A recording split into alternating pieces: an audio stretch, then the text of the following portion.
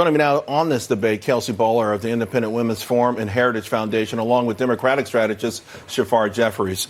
Kelsey, let me start with you. I read something I think was in the Washington Post that, maybe recession falls into the lap of Democrats, but the idea is to focus on the culture war. That's what's going to win against President Trump.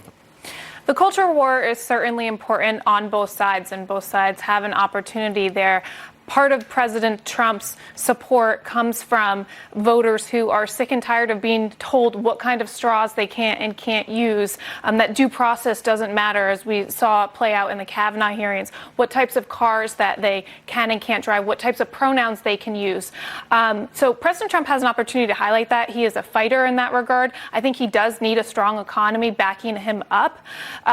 But, he has an opportunity there as long as maybe he doesn't go too far in the tweets. Well, do you think that Trump supporters also feel like the calls, the racism is sort of, maybe it may be aimed at Trump, but for the most part, it's also aimed at his voters? Are they resentful of that?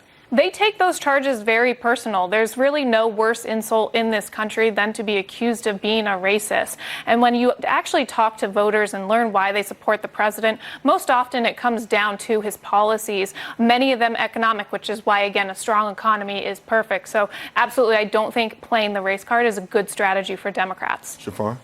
Well, this president sadly revels in our differences. So rather than have a leader who brings this country together, we have a leader who seeks to pit one set of Americans against another. From the first time he came down the escalator and said that Mexicans were rapists.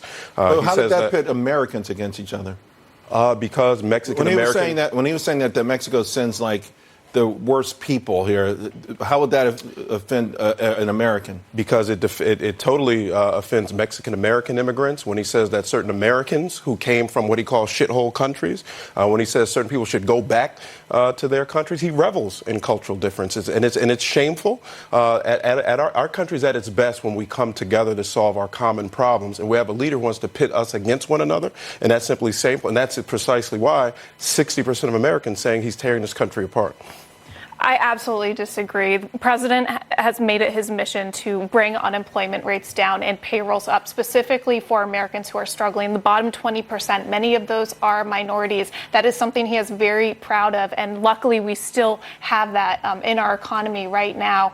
And he has lots of support from different types of minorities, right. And I think there are a lot of minorities who would push back on that.